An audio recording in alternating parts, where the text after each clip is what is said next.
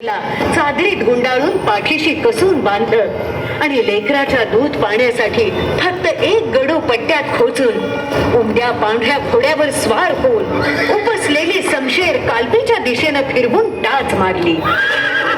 घोडा चौखूर उधळला. राणी बाणासारखी झाशीतून बाहेर पडली. पाहता पाहता वाऱ्यात मिसळून गेली. पण दगलबाजीनं पुन्हा घात केला. राणी कालपीकडे गेल्याची खबर रोजला लागली. त्यानं ताबडतोब हुकूम दिला,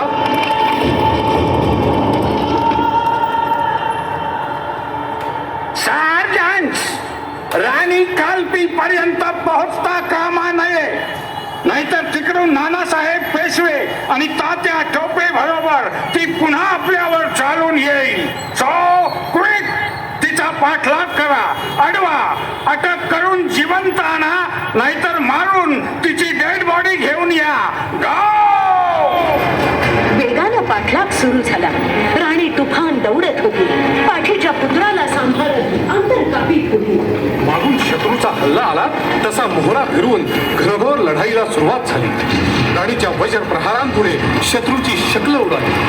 पाठलाग थांबवून शत्रू सैन्य छावणीकडे पळत होते. राणी कालपीला आली. तात्यांशी खल झाला. राणी तडक घोड्यावर स्वार होऊन वाल्हेरला आली. साथीला क्रांतीवीरांचं सैन्य गोळा झालं. राणी सतत सावधानतेनं तटातटांवर फिरत होती. तोफा, दारुगोळा, बंदुकांची व्यवस्था पाहत होती.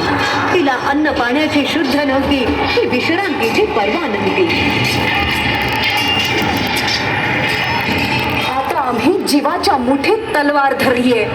महाराणी सारखं पालखीत बसण्यापेक्षा राष्ट्रासाठी बहादुरीनं लढत चितेवर चढण्यात आम्हाला आनंद आहे. चिंता वाटते ती केवळ एकच,